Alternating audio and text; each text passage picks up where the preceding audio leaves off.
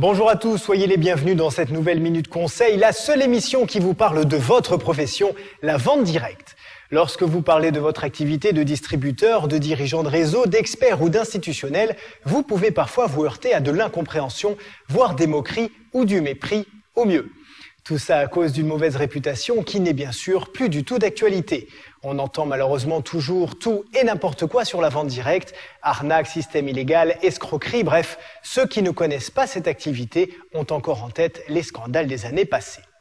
Or, soyons clairs, la vente directe est un vrai métier, reconnu par le ministère de l'économie et de l'emploi en plus, et n'a plus rien à voir avec les entreprises malveillantes qui ont terni l'image du métier dans les années 90.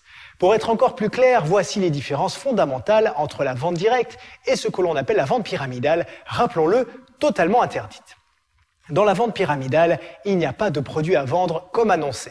Le profit de l'entreprise provient uniquement du recrutement de nouveaux membres. Quand ils entrent dans le réseau, ils s'acquittent d'un droit d'entrée. Le recruteur direct touche alors une partie de cette somme, l'autre étant distribué à la chaîne de recruteurs qui se situe dans le haut de la pyramide.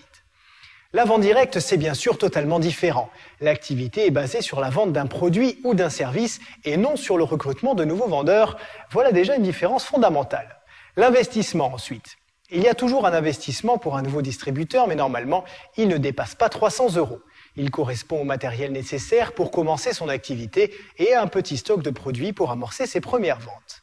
Contrairement à la vente pyramidale, où ce ne sont que ceux qui sont au sommet qui gagnent de l'argent, la vente directe offre les mêmes chances à chacun. Il n'est d'ailleurs pas rare qu'un vendeur débutant motivé gagne plus qu'un de ses parrains, qui a pourtant plus d'ancienneté dans le réseau. Et elle est là, la beauté de ce métier. Enfin, si vous voulez être sûr d'opérer le bon choix, renseignez-vous auprès de la Fédération de la vente directe. Les entreprises qui y sont adhérentes sont clean à 100%. En résumé, pour ne pas vous faire avoir, il suffit simplement de faire des recherches approfondies sur la société cible et de ne pas se laisser immédiatement séduire par l'appât du gain. Certes, avec la vente directe, vous pouvez gagner beaucoup d'argent et c'est un argument phare de la profession, mais ce sera en vendant des produits et des services. Voilà, c'est la fin de cette Minute Conseil. Bon succès à tous et à bientôt.